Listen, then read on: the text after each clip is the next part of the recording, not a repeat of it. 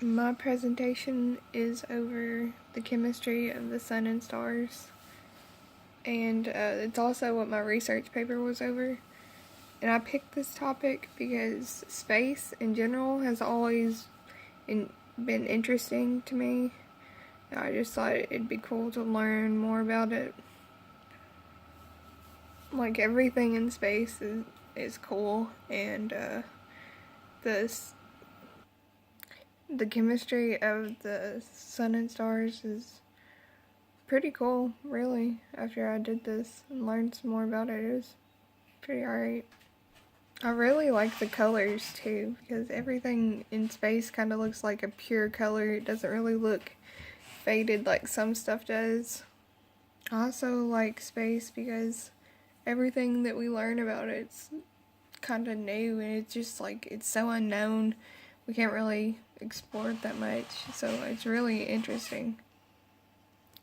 So in this presentation, we are going to be going into more detail about how chemistry is involved in the daily usage of the sun and stars.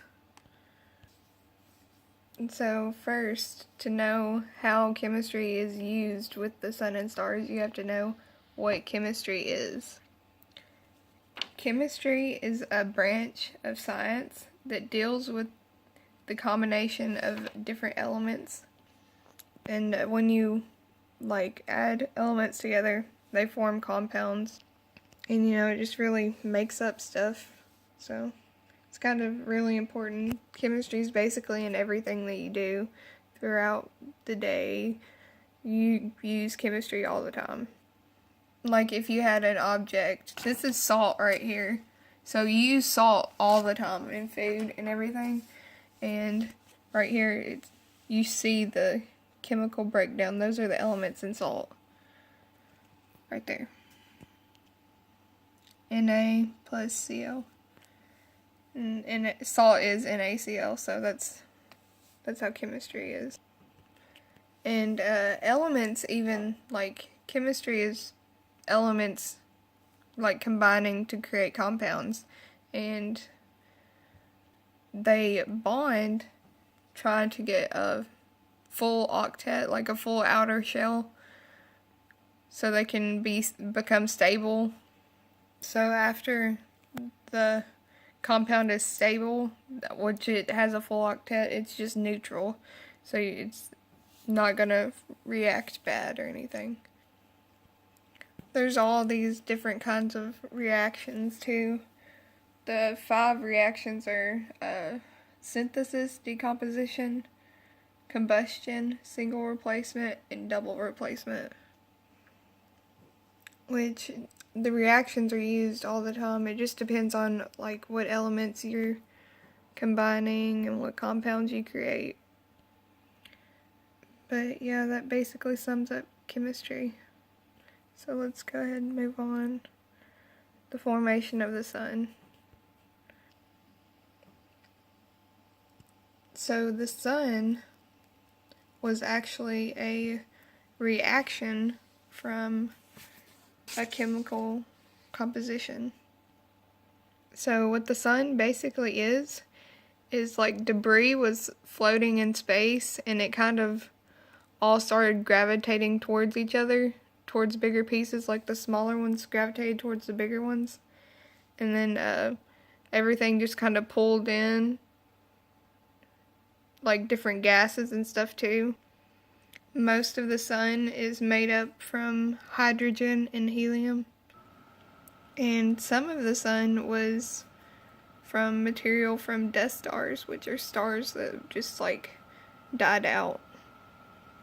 And how a star dies out, which the sun is a star, and when a star dies out, it runs out of the limiting reactant, which would be hydrogen in this case. So after it reacts with all the hydrogen and no hydrogen is left, then the star will just fizzle out, and it won't be burning anymore, because the temperature would never get as hot as it needed to be to burn the rest of the material from the sun.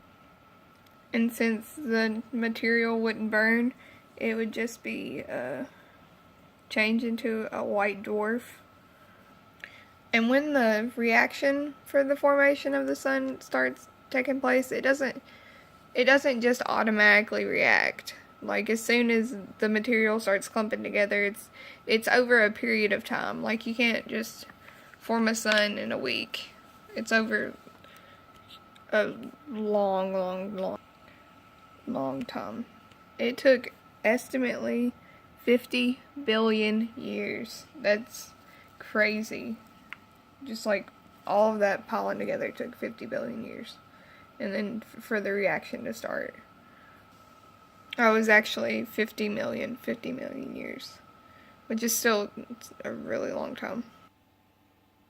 So anyway, when the materials started coming together to form the sun, the gravity of like all that compressed, like making it go together really tightly, and they started collapsing in on itself and spinning from the gravity. So the star would flatten into a disk. I'm gonna wait just a second. I'm gonna change the slide. And when it did this, it was called a protostar. So here's the disk. Here's that. This would be the protostar, like the middle. That's where all the elements would be. All the elements would be compacted in the middle, and then the cloud would be outside of it. Here's an actual picture one.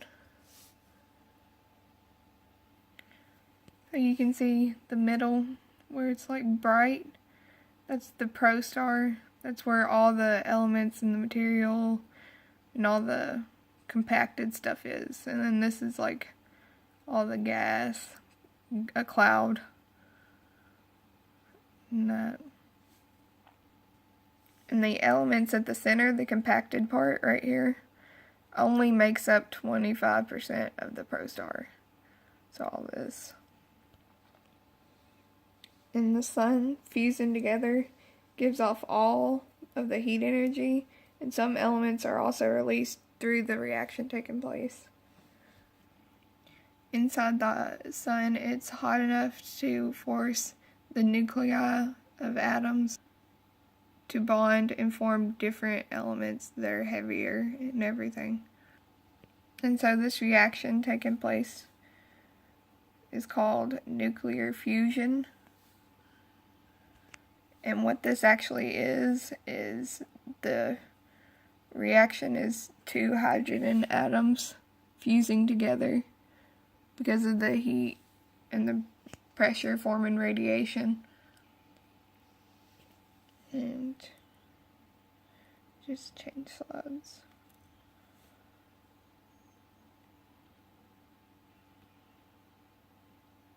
Nuclear fusion. So, nuclear fusion, you can see in the picture, it's just like the small atoms. They can take them and fuse them together into a larger atom plus energy. And like on Earth, nuclear plants do nuclear fusion to create energy for us to use. And in a couple of the articles I was reading, some of them said nuclear fusion, like the energy it created, was a good option for future resource for an energy system. Basically like a power supply for future inventions. So, next slide.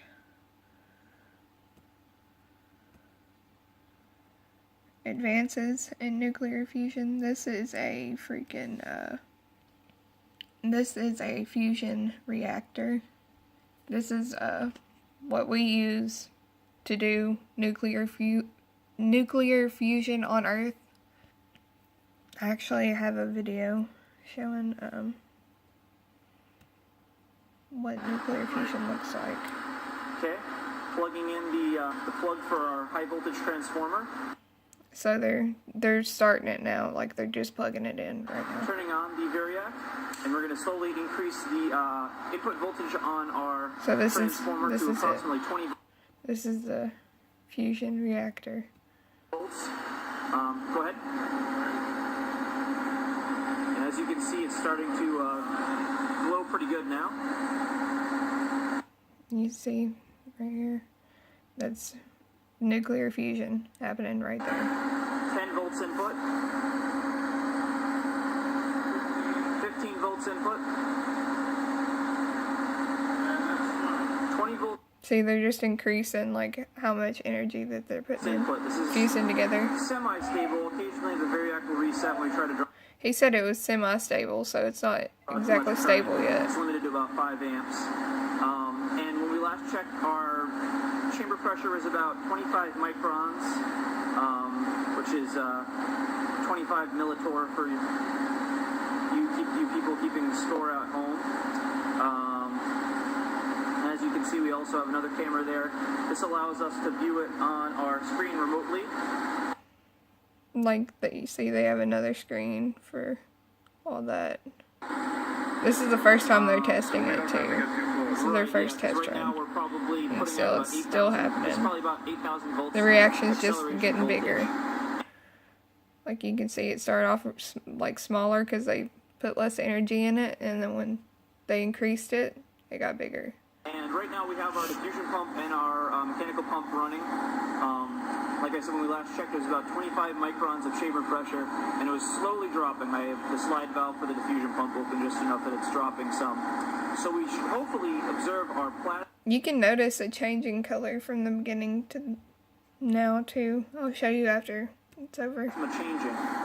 And as we get to a deeper vacuum, we can increase our acceleration voltage so that we're not drawing too much current. The problem is at higher pressures you draw too much current even when you try to put your voltage up. As you can see, we just have a crude grid in there right now. It's actually just made of baling wire, what we had on hand. We'll eventually make something more permanent. See if I can zoom in a little bit without shaking things too much. Okay, so you can. At this point, it's gone to more of a white color than the pink it was. See, he just talked about it going to white and how it started off as pink and now it's getting blue It is and white. To the naked eye. Yeah, and it probably has something to do with the CCD camera. Yeah. Okay, wait, I'll show you. So if you replay it. The input voltage on our transformer to approximately 20 volts. See, it starts off as pink, and as you get down to the end of the video, look, it changes to color. So, you can see that. And why the sun is important. As you can see this picture, the sun right up here is in the top corner of the food chain. This is how the food chain goes, or this way, all the way back. So the sun starts right here. It provides energy through here to all the levels of the food chain. So if like you took away the sun, so if there wasn't a sun right here, this right here has no energy source. So this is going to die out. And that just like the domino effect happens. Like if this one dies out, this one's going to die out. And if this one dies out, this one's going to die out. And so on. The sun sends off like light energy to the plants so they can produce food. And without food, then they're going to die. The sun also is like our main source of heat energy. Like the rays of sun that come to Earth, that gives us heat energy, so we're not freezing all the time. Like the sun heating up the Earth is why we have we can live on the Earth. It's why we have the conditions and everything. So without the sun, we couldn't survive on Earth or anything. So the chemistry of the sun and stars is pretty cool. And that's the end of my presentation.